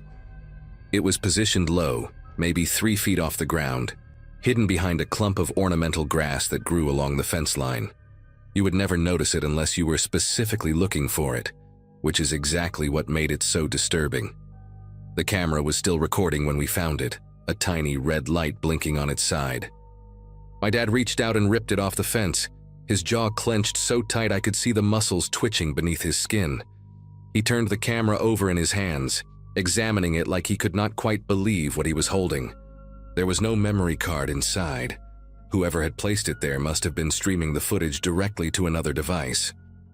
My dad looked at me, then looked toward the fence that separated our yard from Howard's property, and I watched the realization settle into his expression like a stone sinking into water. He told me to go inside and stay there while he went next door to talk to Howard. I did as he asked, but I positioned myself near the kitchen window where I could see the front of Howard's house. My dad walked up the driveway and knocked on the door, the GoPro still clutched in his right hand. Howard answered after maybe 30 seconds, and I watched them talk on the porch. From where I stood, I could not hear what they were saying, but I could see my dad holding up the camera and gesturing toward our yard. Howard shook his head repeatedly, his hands raised in what looked like a gesture of innocence. The conversation lasted about 5 minutes before my dad turned and walked back home, his face red and his stride heavy with frustration. When he came inside, he told us that Howard denied everything. He claimed he had never seen the camera before, that someone else must have put it there, maybe teenagers playing a prank. He even suggested that we should check with the other neighbors, implying that anyone could have accessed our fence from the alley behind the houses. My dad did not believe him, not for a second, but without concrete proof that Howard had placed the camera, there was nothing more we could do that night. The next morning, my dad filed a police report.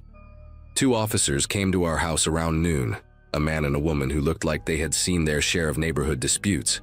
My dad showed them the GoPro, explained where we had found it, and told them about Howard and his constant presence on the deck with his camera. The officers listened patiently, took notes, and then explained the reality of the situation. Without proof that Howard specifically had placed the camera, fingerprints, video footage of him installing it, or a confession, there was not much they could do. They said they would go talk to him, document the incident, and keep it on file in case anything else happened. The female officer, whose name tag read Novak, pulled me aside before they left and asked if I felt safe. I told her I did not know anymore, that I used to feel safe in my own backyard, but now I could not even look out my window without wondering if someone was watching. She nodded like she understood, gave me her card, and told me to call if anything else happened. It was a small comfort, but it was something. That afternoon I made a decision. I was not going to let Howard take away my summer, my sense of peace, my right to exist in my own space without being surveilled. I put on my swimsuit, grabbed a towel, and walked out to the backyard like I had done dozens of times before. But this time, I brought my phone with me, and I had the camera app open and ready. I laid out on the deck, pretending to scroll through social media, but really I was watching the fence line and Howard's deck through my peripheral vision. It took less than 10 minutes. His sliding glass door opened with that familiar scrape of metal on metal, and there he was, camera in hand, positioning himself at his usual spot on the railing. I waited until he raised the camera to his eye, until I could see the long lens pointed directly at me, and then I stood up and aimed my phone right back at him. I started recording, making sure to capture his face, his camera, the angle of his lens. He noticed almost immediately. For a moment he just stood there, frozen, the camera still raised. Then he lowered it slowly, his expression unreadable from that distance, and he turned and walked back inside without a word. I sent that video to Officer Novak that same evening, along with a detailed timeline of every incident I could remember. She called me back the next day and told me she had shown the footage to her supervisor, who agreed that it established a clear pattern of behavior. Combined with the GoPro we had found on our fence, they now had enough to pay Howard a more serious visit. I do not know exactly what was said during that conversation, but I do know that 2 days later, a moving truck appeared in Howard's driveway. He did not look at our house once while the movers loaded his furniture, his boxes, his life into the back of that truck. My mom, who had finally come around to believing me after seeing the video, stood at the window and watched him leave with a grim satisfaction on her face. My dad had already consulted with a lawyer about a restraining order, but it turned out we did not need it. Howard was gone within a week, and we never saw him again. I later learned from a neighbor down the street that he had moved out of state entirely, though nobody seemed to know where. It has been almost 2 years since that summer, and I still think about it more often than I would like. I finished high school, started community college, and tried to move on with my life like nothing had happened. But sometimes when I am sitting in my backyard or walking to my car at night, I catch myself scanning the windows of nearby houses, looking for the glint of a lens or the shadow of a figure watching. I never found out what Howard did with the footage he collected, whether it existed on some hard drive somewhere or had been uploaded to corners of the internet I do not want to imagine. The police never recovered anything from his house. By the time they had enough to search, he was already gone. What stays with me most is not the fear itself, but the way it crept in so quietly, disguised as something harmless. A man with a camera, a hobby, a friendly wave across the fence. I learned that summer that the most dangerous people are not the ones who look dangerous. They are the ones who blend in, who smile at your parents, who make you doubt your own instincts until it is almost too late. I trust my gut now. I wish I had trusted it sooner.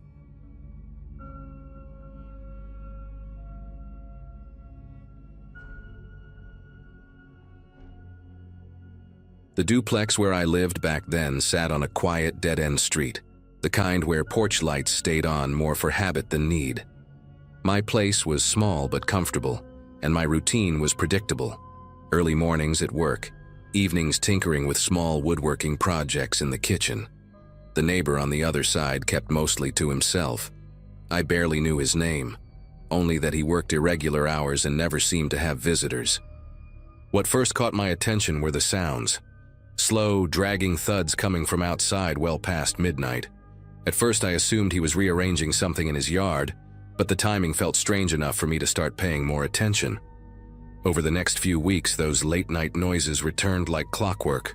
Whenever I peered through my blinds, I'd catch glimpses of him hauling heavy contractor bags from his back door toward the fence. The bags sagged in a way that suggested something dense was inside, and he carried them with a stiff, purposeful grip. The way he moved reminded me of someone following a plan rather than dealing with random chores.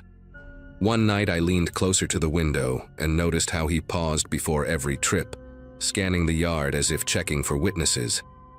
Something about that careful routine stirred a quiet unease in me, the kind that settles in your chest and refuses to leave.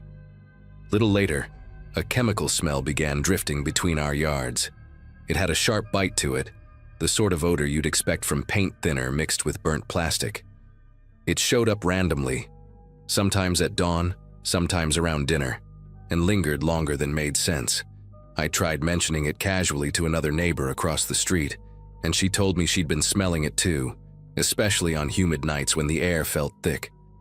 She joked that maybe he was starting some kind of home renovation, but there was no laughter behind it. People had begun closing their windows earlier, even on breezy evenings that usually felt perfect outside. Then came the night I actually saw him digging. I stepped into my kitchen for water and noticed movement near the fence. He was crouched low, carving out a narrow trench beside a row of bushes. He worked fast, almost frantically, pushing dirt aside with sharp shovels full. When the motion light snapped on above my back door, he jerked upright and swept something into the hole with his sleeve before packing the soil back down. He kept glancing toward my windows while smoothing the ground with his palms, leaving the surface oddly level. as if he'd rehearsed that exact motion. I remember standing there, glass in hand, feeling this sinking awareness that whatever he was doing, he didn't want anyone seeing it. A few mornings after that digging incident, the chemical smell hit harder than before. So sharp it clung to the back of my throat. I stepped outside to check if something had spilled near my place, but the odor clearly drifted from his side of the fence. That's when I noticed small scorch-like patches in the grass near where he'd been working, as if something had leaked and eaten through the blades. The rest of the yard was normal, but those patches stood out like bruises on the ground. I remember thinking about whether I should report it, but there was nothing concrete to point to, just smells, noises, and glimpses through blinds. Still, something in the air felt charged, like the tension right before a storm breaks. Around that time, the landlord sent out a message about a routine pest inspection scheduled for the end of the week. It wasn't unusual. He did it every year, but the timing couldn't have been worse for my neighbor. The next evening, as I pulled into the driveway, I saw him standing beside a rental truck, one of those medium-sized box trucks with faded decals, the kind people use when they're in a hurry to move. He was stuffing more contractor bags inside, tossing them with a speed that didn't match the calm expression he kept forcing onto his face. Even from a distance, his movements looked jittery, like he couldn't get the truck loaded fast enough. He didn't acknowledge me, didn't nod, didn't do anything except rush back and forth between his door and the truck. That night, well past midnight, the sounds returned, but this time they were sharper, more desperate. Instead of the steady thuds I'd grown accustomed to, I heard scraping, dragging, and the clatter of something metallic hitting concrete. The rental truck's rear door slammed again and again.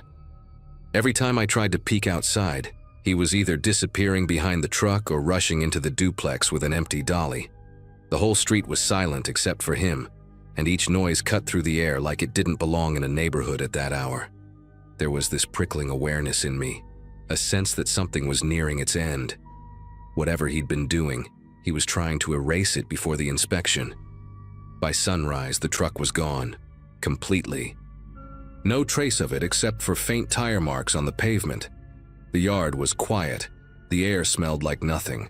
It felt almost eerie how abruptly everything had stopped, as if someone had flipped a switch. For the first time in weeks, there were no dragging sounds, no hovering chemical scent creeping across the fence. I walked out back later that afternoon and noticed the soil near the bushes looked uneven again, but not freshly dug, more like something heavy had pressed into it. Shallow depressions ran in a line along the fence, subtle but definitely there. When I crouched closer, the dirt seemed disturbed in a patterned way, as if things had been buried and then hastily removed. The pest inspector arrived 2 days later, a quiet man named Fletcher with a clipboard and a pair of boot covers he slipped on before stepping indoors.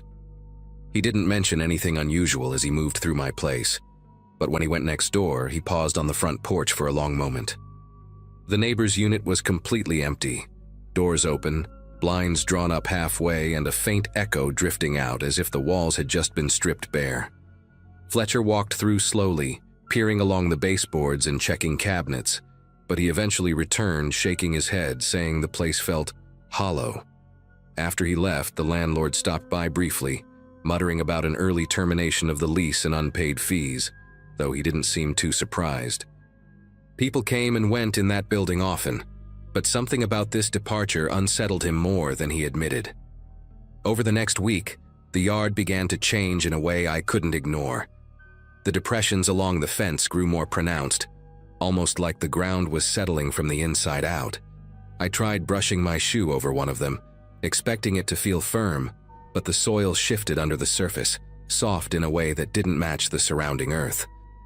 A stray dog from down the street wandered into my yard one afternoon and started pawing at one of the spots, digging with this frantic enthusiasm animals get when they've picked up a scent. I had to shoo it away, but the claw marks it left behind revealed darker soil beneath, packed in uneven layers that didn't look natural. Seeing that patch exposed stirred something uneasy deep in my gut. News among the neighbors traveled quickly. Everyone had heard the late-night noises. Everyone had smelled the chemical fumes. And now, everyone had their own theory. Some whispered about hazardous waste. Others pointed out the scorch patches in the grass, and suggested he'd been burning something he shouldn't. A few people even wondered aloud if the bags he carried held something more disturbing. The landlord considered calling in a soil test, but after a few days of silence, he backed out, claiming the cost wouldn't be worth it unless someone filed a formal complaint. No one wanted to be the one to sign their name on that kind of paperwork. Fear hung over the street in a quiet, unspoken way. Nobody wanted answers badly enough to risk what they might find. Eventually, life settled back into its usual rhythm, but the yard never really looked the same. Every time I stepped outside, those indentations drew my attention like they were waiting for someone to acknowledge them. I never dug them up. Part of me felt I should, but another part insisted that whatever had been there was better left undisturbed. The neighbor never returned, not even to collect stray mail that piled up for weeks before the landlord finally tossed it. Sometimes on warm nights when the breeze shifts just right, I swear there's still a hint of that chemical odor drifting through the fence line. Faint, but unmistakable. I've moved since then, but the memory of those late-night bags and the silent panic behind that rushed departure stays with me. And the truth is, whatever he was hiding back there, I don't think anyone was meant to uncover it.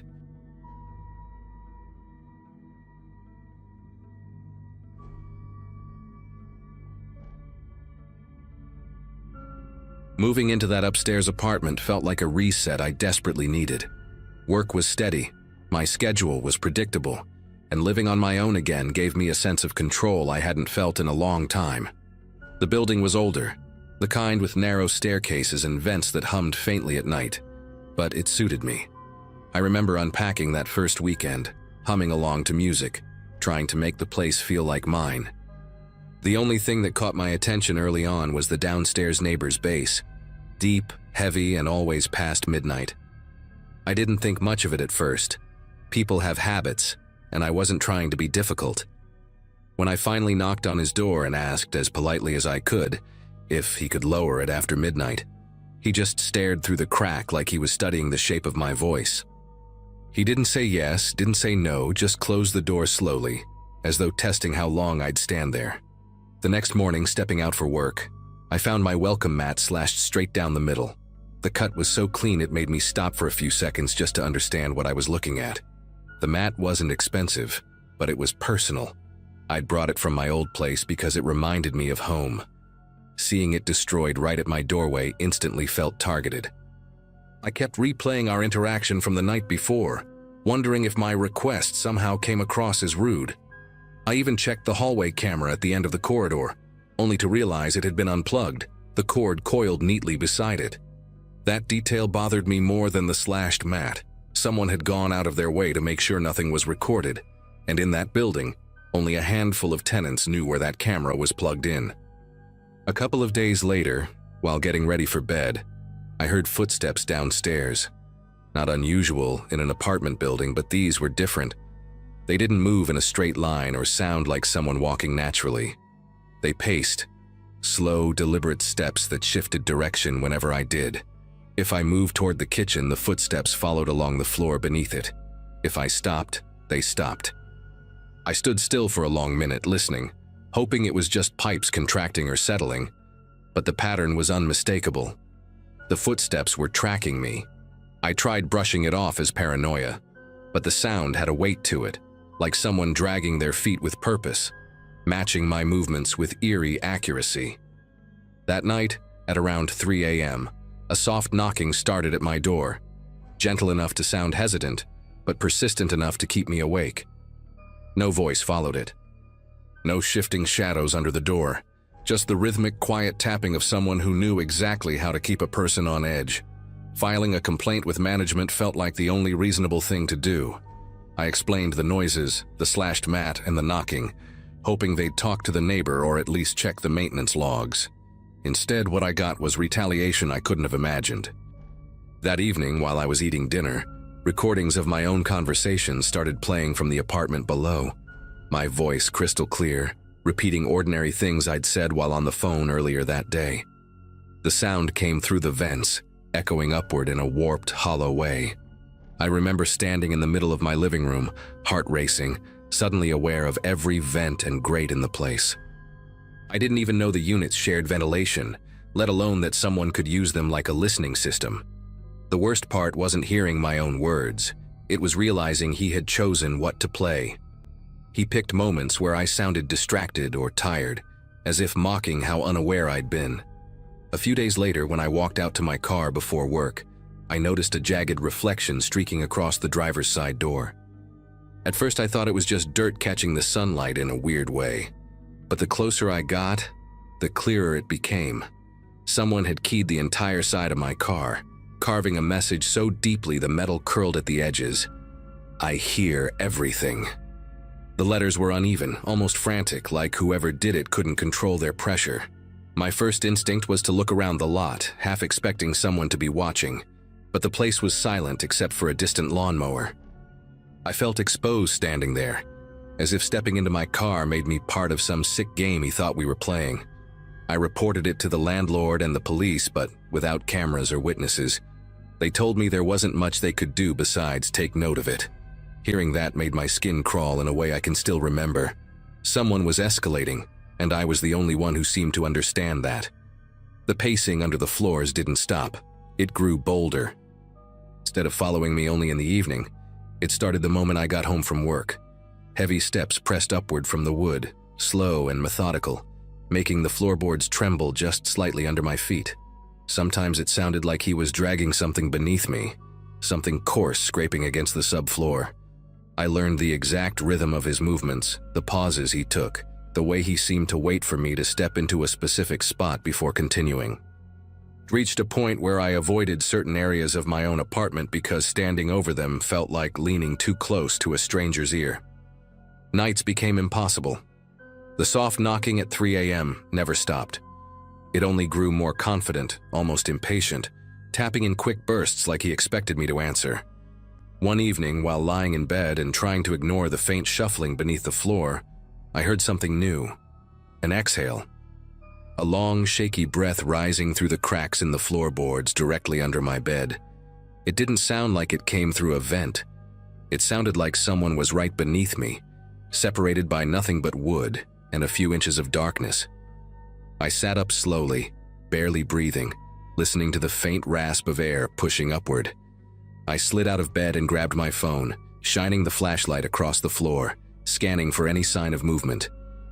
The boards looked normal, untouched, but the breathing continued until I stepped away from the mattress. Then it stopped completely, replaced by the faintest creak, like weight shifting on hands and knees. That was the moment I realized he wasn't just listening, he was moving through the crawl space directly under my room. I confronted the landlord again the next morning, practically begging them to inspect the crawl space, or at least check the locks on the maintenance access. They insisted it was sealed, that no tenant had access to it, and brushed off my claims as old building noises amplified by stress. I even showed them the message scraped into my car, but they seemed more worried about liability than my safety. That night, I pushed my bed toward the opposite corner of the room, away from the area where I'd heard the breathing. It didn't help. The shuffling returned, louder than before, and this time it traveled the full length of the room, stopping under every corner where furniture had been moved. It felt like he was mapping the space, testing how close he could get to each wall and piece of furniture. At one point, a sharp crack jolted through the floor like a board giving under pressure.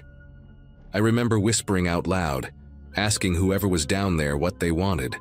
Of course, there was no answer, just the slow retreat of movement sliding back into the dark.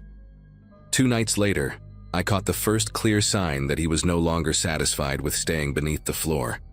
At around 2 a.m., I heard a subtle but steady thumping inside the wall near my bedroom door, too rhythmic to be plumbing, too deliberate to be settling wood.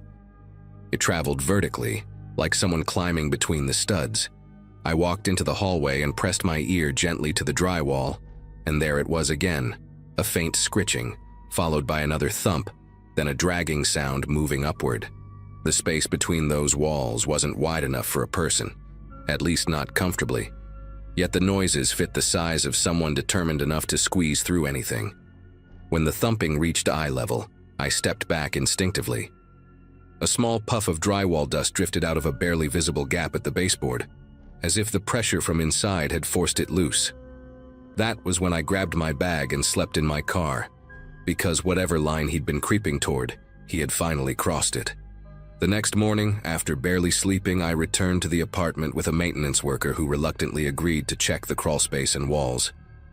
He unlocked the panel behind the laundry room, a panel I hadn't known existed, and the smell that drifted out was stale and metallic, like rust mixed with something sour. He shined his flashlight inside, and I held my breath waiting for him to confirm what I already feared. The beam revealed flattened insulation, scattered food wrappers, and deep indentations in the dust where someone had clearly been crawling on elbows and knees. The worker didn't say much. He just muttered that the access had been tampered with, and that he'd report it. But what unsettled me most wasn't the trail. It was the imprint of a palm near the opening, pressed so hard into the dust that every crease was visible, as if whoever made it paused there often listening. That evening I started packing without telling anyone. I didn't care about breaking the lease or losing the deposit. I just wanted distance from that building.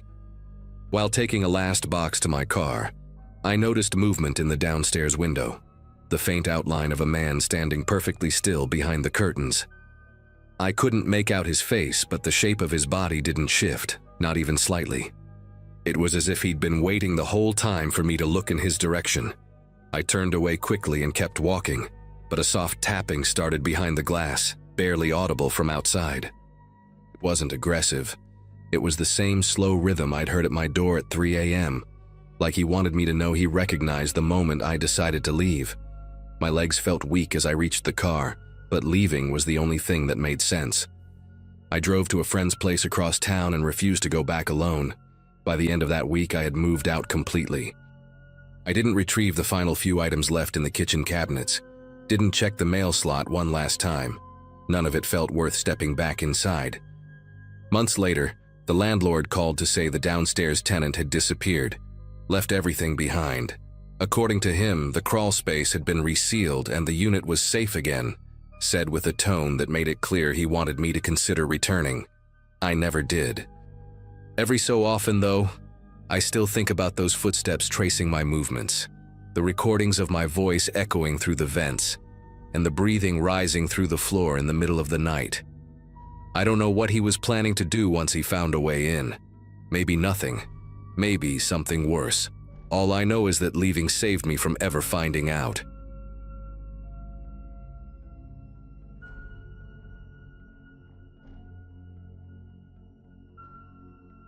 Most of that year had been pretty uneventful for me.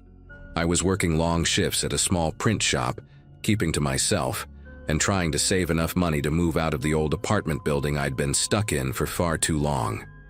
The place wasn't dangerous, just worn out. Thin walls, flickering hallway lights, and a constant smell of burnt toast drifting up from a unit downstairs. Around that time, one of my neighbors, a quiet guy named Evan, lived right across the hall from me. He wasn't the type who made small talk, but he'd nod whenever we passed each other. For months, he'd been predictable in a comfortable way. Same gray jacket, same beat-up sedan parked in the same corner spot, same routine of leaving early and returning late. Nothing about him ever stood out, until one week when everything about him changed. It began with the cameras. I remember unlocking my door and noticing a small black device mounted above Evan's doorframe, angled strangely, not toward the hallway like a normal security measure, but pointed inward, facing his own door as if he expected something to come from inside. Later that day, another one appeared, this time lower, almost at knee height, also aimed directly at his door. The whole setup felt backwards, like he was trying to see who might approach from behind him rather than from the hallway. When he walked past me that evening, he practically jumped even though I barely moved. His eyes darted around as if he were tracking invisible threats, and when he reached the parking lot, he didn't go to his usual spot. He circled the entire lot twice before choosing a space nowhere near the building. Over the next couple of days, his behavior grew more jittery. He'd pause at his door before unlocking it, pressing his ear against the wood as if listening for movement inside. Anytime someone stepped into the hallway, he reacted like the air had suddenly shifted. Shoulders tight, gaze locked forward, pretending not to notice anyone walking behind him. One afternoon, I came home early and saw him swapping out one of the cameras for an even smaller one, something almost hidden against the trim. His hands moved quickly, like he'd done it 100 times, but his breathing sounded uneven. He didn't even acknowledge me. Instead, he muttered something under his breath, just a few scrambled words I couldn't make out, and slipped back inside. Things escalated late one night when I woke to frantic voices echoing through the hallway. Not shouting exactly, but hurried and intense, like people trying to keep an argument contained. I cracked my door open just enough to see several men standing outside Evan's apartment. They weren't dressed in uniforms, but something about the way they moved felt coordinated. Heads tilted the same way, backs straight, scanning the hallway with short, sharp glances. They knocked on Evan's door and called him a name I'd never heard before, a name that didn't sound even remotely similar to Evan. Their voices carried a strange mix of impatience and certainty, like they knew he was inside. When one of them spotted me watching, the entire group went silent. They didn't threaten me, didn't say a word. They just stepped back, exchanged looks, and vanished down the stairwell so quickly it barely felt real. By the next morning, the hallway felt different, emptier somehow, as if the night had peeled something away. I knocked gently on Evan's door before leaving for work, more out of concern than curiosity, but the sound echoed without any response. When I came back that afternoon, the cameras were gone. Not just removed, but completely stripped away, leaving faint outlines where the adhesive had been. Through the crack beneath his door, I no longer saw the thin line of light he usually kept on. The place felt hollow. The following day confirmed it. Movers carried out the last of his belongings in silence, and by evening the apartment stood entirely bare. No furniture, no bags, no stray items forgotten in a rush, just a spotless, empty unit that looked as if no one had lived there at all. The building should have settled back into its usual rhythms after that, but it didn't. 2 nights after Evan's sudden disappearance, a strange metallic sound woke me up, something like someone testing a doorknob with the patience of a lockpicker. I sat up, listening. It wasn't my door, it came from across the hall. Footsteps moved slowly, deliberately, stopping and starting in irregular intervals. I opened my peephole just enough to see 3 silhouettes in the hallway. These weren't the same men from before. Their posture, their clothing, even their presence felt different. Less organized, more restless. One of them knelt by Evan's old door while another drifted toward the mailboxes, inspecting each lock with an unsettling calm. At first, I thought they might be new tenants who'd gotten the wrong unit, but they carried no bags, no papers, nothing that suggested they belonged there. They didn't speak to each other either. Every movement seemed purposeful, as if they had instructions they didn't need to repeat out loud. The one at the door pressed his ear against it, not in a curious way, but like someone confirming whether a long-lost echo still lived behind the wood. When he pulled back, he tried the handle slowly, deliberately, before giving a small shake of his head. Then all 3 drifted down the hallway, not together exactly, but keeping the same slow, steady pace as they descended the stairs. Their visits didn't stop after that night. They came again the next, and again the one after. Always late, always quiet. Sometimes it was just one person lingering near the vacant unit, other times 2 or 3. A couple of them returned to the mailboxes and checked each slot carefully, tapping the locks as though listening for a specific sound only they understood. Once I heard someone whisper a word, too soft to catch, but the tone carried the weight of recognition, like whatever name they were using still mattered to them. It became obvious they weren't looking for an apartment. They were looking for him, still convinced he might be hiding somewhere close. The longer this went on, the more I felt the building shifting under it. People who had lived there for years suddenly kept their doors locked at all times, even in the daytime. Conversations in the stairwell stopped the moment these strangers appeared, as if the entire place had quietly agreed not to draw attention. I caught glimpses of them moving through the parking lot too, checking cars, pausing at empty spaces, scanning the rows like they were matching something against a memory. Sometimes one of them would linger near the tree by the sidewalk, looking up at the windows with a blank sort of focus, not searching the building exactly, but marking it, as if making sure it hadn't changed since the last time they came. What unnerved me most was how they treated the empty apartment across the hall. They acted like it was still occupied, still important, still holding something they needed to confirm or retrieve. One night I heard a soft scrape from their side of the hallway, like someone running a fingertip along the door frame, tracing the outline of where the cameras had once been. The sound stretched on long enough that I had to press a hand against my own chest to steady myself. Every instinct said not to open my door. The hallway lights flickered during their visits too, but not in the usual dying bulb kind of way. It was more like the lights dimmed just slightly whenever they passed beneath them, as though their presence disrupted something delicate in the wiring. On the fifth night, I heard footsteps stop directly in front of my door. Not the tentative kind, not the sort that fumble looking for a number. They paused with intention. I stayed completely still, listening to breaths that were too controlled, too measured. Then came the softest tap against my doorknob. Not a twist, not a push, just a touch, like someone testing whether I would respond. I didn't move. After a few seconds, the footsteps shifted back toward the empty unit. A man's voice murmured something low, followed by a faint reply from farther down the hall. Their footsteps drifted away in no real hurry, as if they had all the time in the world to keep circling back. Eventually, I realized that waiting for them to stop wasn't a plan. It was just me hoping the problem would solve itself. So the next morning, I told the building manager everything. Every late-night visit, every door check, every time someone lingered by the mailboxes. She frowned like she wanted to dismiss it, but couldn't. By that afternoon, she'd installed new hallway cameras and scheduled a full lock replacement for every unit on the floor. The strange visits didn't stop immediately, but they changed. The strangers returned once more, looked straight at the new cameras, and left without touching a single door.